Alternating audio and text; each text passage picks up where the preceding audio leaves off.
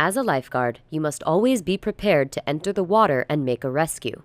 When you notice that someone in the water needs help, follow this general procedure. First, activate the emergency action plan. Next, enter the water if necessary and approach the victim. Perform an appropriate rescue.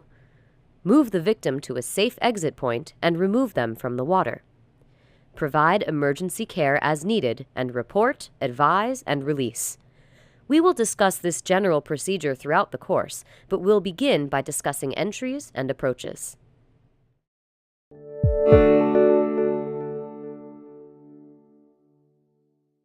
Entries and approaches are designed to get you into the water and to the victim as safely and quickly as possible. To decide which entry to use, consider the depth of the water, the height of your lifeguard station, obstacles in the water, the victim's location, and the victim's condition.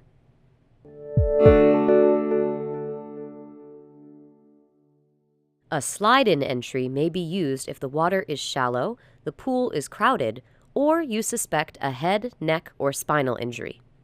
To perform a slide-in entry, sit on the edge of the pool deck and face the water, placing the rescue tube on the pool deck or in the water.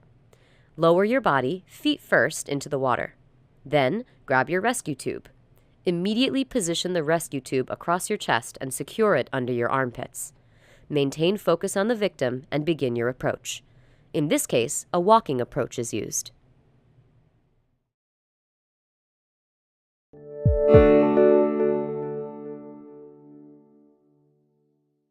Enter the water using a stride jump when you're less than 3 feet above the water surface and the water where you'll enter is at least 5 feet deep.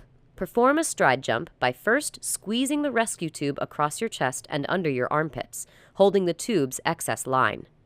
Lean slightly forward with your chest ahead of your hips and focus on the victim as you leap into the water with one leg forward and one leg back. Use a scissor motion to squeeze your legs together in the water, which provides an upward thrust to limit submersion.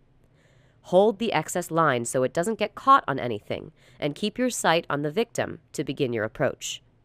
In this example, a modified front crawl is used.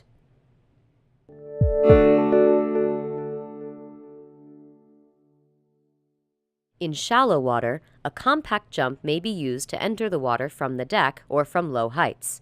For entry heights above 3 feet, the water depth should be at least 5 feet to avoid forceful contact with the bottom. To perform the compact jump, tightly squeeze the rescue tube across your chest and under your armpits.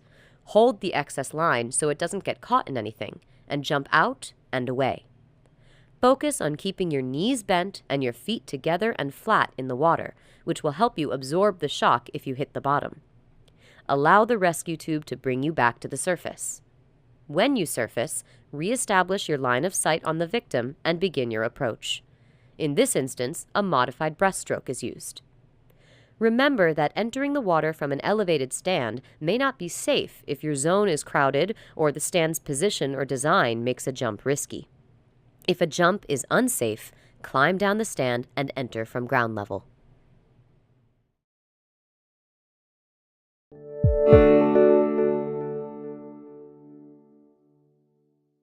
Use the run and swim entry to enter the water from a gradual slope with a zero depth edge, like at a wave pool or a natural shoreline.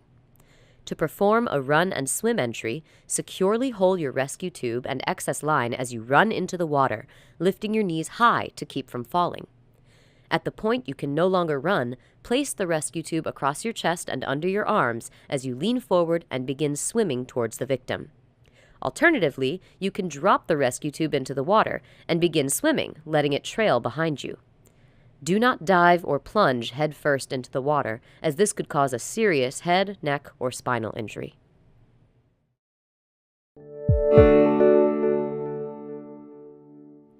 The objective of a rescue approach is to safely, quickly, and effectively move towards the victim in the water.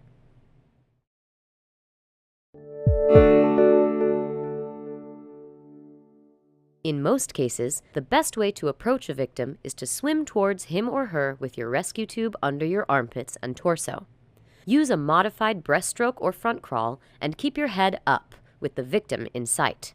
As you swim, maintain control of the rescue tube. If, however, the tube slips out from under you, let it trail behind you. Then, without taking your eyes off the victim, reposition the tube in front of you just before making contact with the victim. You can also let the tube trail behind you as you approach a victim if the swim is a longer distance. Again, you would reposition the tube in front of you just before reaching the victim.